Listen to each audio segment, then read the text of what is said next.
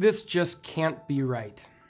Maybe you've thought that to yourself as you've been driving around an unfamiliar city in your car or walking through a dense forest in the dark. You look around, nothing seems familiar, everything looks a little bit off, and you think somehow you must have gotten on the wrong path.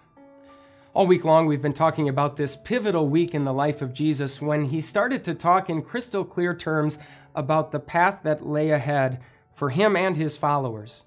He told them that he would suffer and die. Then he took them up this mountain and showed them all of his glory. He told them they had to go down the mountain so that they could go to the cross, but then he told them that he would rise from the dead. As we look at this seemingly odd and bizarre path that Jesus lays out, we might be tempted to think, boy, this just doesn't seem right. Maybe you felt that way about your path too. Maybe it seems that it's so strange and so bizarre that it just can't be right. If God really does love you, if he's really in control, if you really are his child, then something seems off. Maybe you took a wrong turn. Maybe you should turn back. Maybe you should just give up. That's why it's so important that as we continue to walk our path, we also continually and repeatedly follow Jesus on his.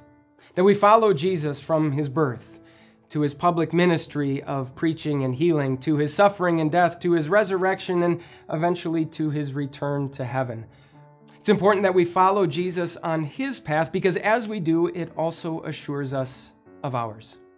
The writer to the Hebrews put it this way. He said, "Let us run with perseverance the race marked out for us, fixing our eyes on Jesus, the pioneer and perfecter of faith." Jesus is the pioneer of faith. So if our life is like a spiritual race, Jesus has already run it ahead of us.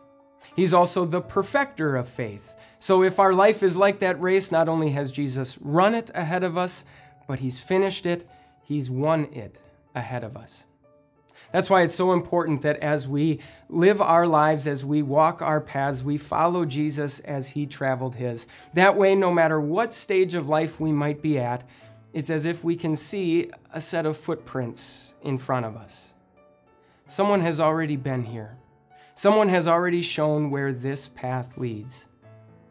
And even when something about that path just doesn't seem right, you know who's already been here. You know where he is now, and you know where you are going.